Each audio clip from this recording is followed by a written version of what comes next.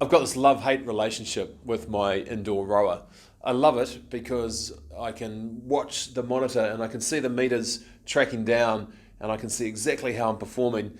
And as I'm getting to the end of the distance that I've selected, I can see if I just work that little bit harder, I'm going to get across the line better than I've ever rode before and I can get a PB. On the other hand, I really hate it because there's a certain monotony with indoor rowing, and you're watching the Ks and it kind of does your head in at the same time, and it's like another session and I'm going to kill myself and I know it's going to hurt and I know there's going to be a lot of pain. I know there's probably some benefit of it, and Lord knows I need to get out there and exercise, but it is also sort of slightly mind numbing and it does your head in. And the reason I talk about that is that I often find property being the same thing. I talk to a lot of people, and a lot of people ask me questions, and I do it myself. I'm looking at interest rates. What are interest rates going to do, and are they going to go up, and is that going to impact the market, and will that mean that prices track down, and should I pause, should I sell? Gosh, what should I do? What about capital adequacy? What's going to happen with that? What about capital gains tax? Is that going to impact prices? Is that going to come in? Is it not? Is it a pause? The government has said that they're not going to do a capital gains tax, but who knows? Maybe the next government will do it. Probably not. Or will Labor get back in? And oh gosh, I don't know.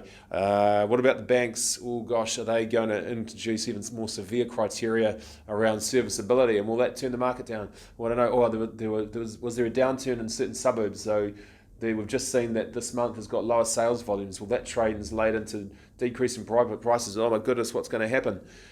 And the problem with that is that you get really fixated on it. So just like rowing, what I've found is that I'm actually better to go, hey, every now and then it's good to look at the monitor and focus really hard and on the monitor and see how you're tracking and have a session where you just track everything. But actually, if I really want to have a rowing program that can work or a fitness program that can work, I really need to dial things back a little bit. And so, look, I'm not going to go and thrash myself every session. I'm just going to do some longer Ks, but at a steadier pace. Just get out there and regularly get some rowing in and build the base. And in fact, that's Arthur Lydiard, the great New Zealand running coach. That's what he did. He just got his guys out doing massive Ks, but at a level where they could have a conversation and take the focus off trying to do a time and do a certain time, but just get the focus on getting out there and getting the Ks under your belt, and then the results will take care of themselves. And they certainly did. Look at Peter Snell and that whole I guess cohort of runners, and he achieved amazing results with them. And in fact, New Zealand running hasn't really achieved those results since, all because it seems that he had a real focus on just putting those Ks in, as many Ks as possible, quality Ks. And so with property, it's a little the same. We can get really focused on all those metrics and monitoring everything, but that's not actually going to build us wealth. So what builds us wealth is acquiring property. Get your name on a title. Get your name on a title and keep it there.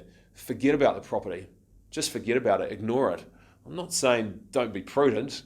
I'm saying get as much possible property as you can comfortably afford.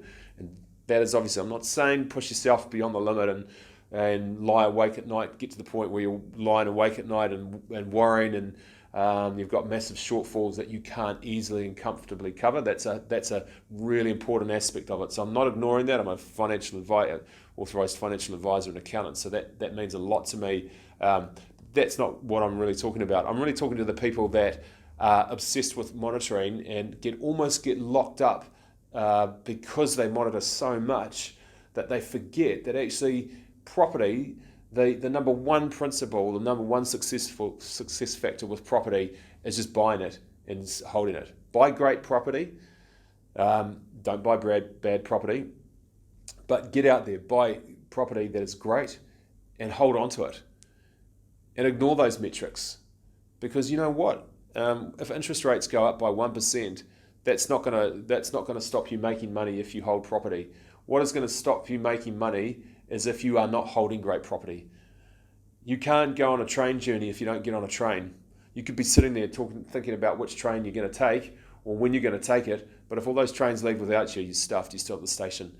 Get on a train and get going. So get those properties and hold them over that long term. And you know what? Then in 20 years' time, people are going to come to you and say, "Wow, gee, you've done well. How lucky you are." And you'll say, well, to yourself and probably to them, "Yep, I've worked flipping hard for all of that good luck," and you probably have no idea about how hard I've worked to find properties, to work with banks, to deal with property management.